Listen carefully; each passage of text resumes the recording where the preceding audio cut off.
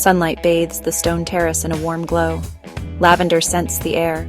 Bees buzz lazily among the rosemary bushes. This, my friends, is it. This is the Tuscan dream. It's taken months, maybe even years of planning, paperwork, and sheer determination.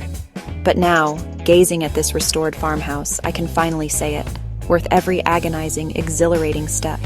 From crumbling ruin to a haven of peace, the journey was anything but predictable. We battled crumbling walls, baffling regulations, and contractors who seemed to operate on their own time zone. But through it all, the magic of this place held us captive. The charm of the Italian countryside, the warmth of the locals, once you decipher their hand gestures, the sheer joy of breathing life back into these ancient stones. It's been an adventure. Stick around and I'll tell you all about it. Let's talk permits, shall we? Because, darling, renovating in Italy is not for the faint of heart. We're talking layers upon layers of bureaucracy, a seemingly endless parade of forms, and officials who guard their stamps like precious jewels. We learned quickly that patience isn't just a virtue here, it's a survival skill. Days were spent deciphering documents, deciphering even more documents, explaining the first documents, and engaging in animated conversations with officials whose hand gestures spoke volumes more than my broken Italian ever could. There were moments, I'll admit, when the dream felt a million miles away. Moments when I considered throwing in the trowel and hightailing it back to predictable, permit-free suburbia.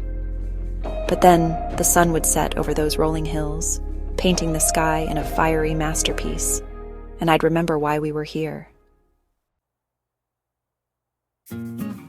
One thing about these old Italian farmhouses, they're full of surprises. We're talking centuries-old structures here, each stone whispering tales of generations past. And, as we soon discovered, some secrets are best left buried.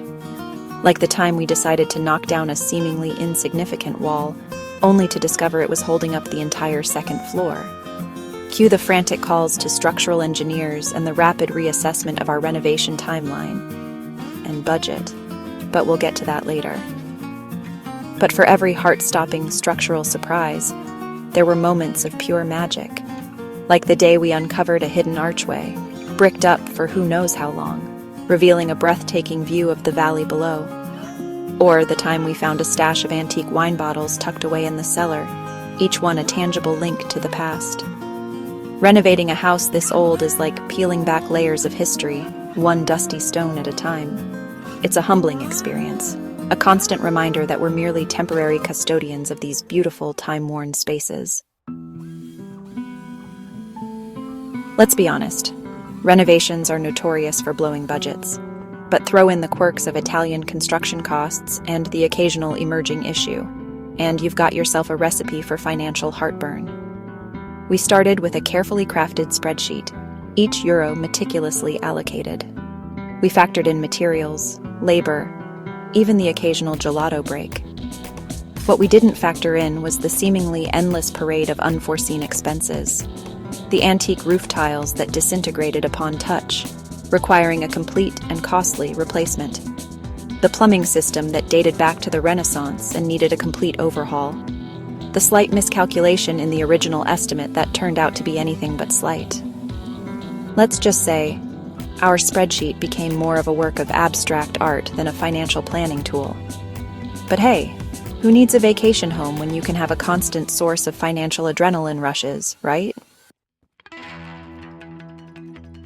Ah, Italian contractors.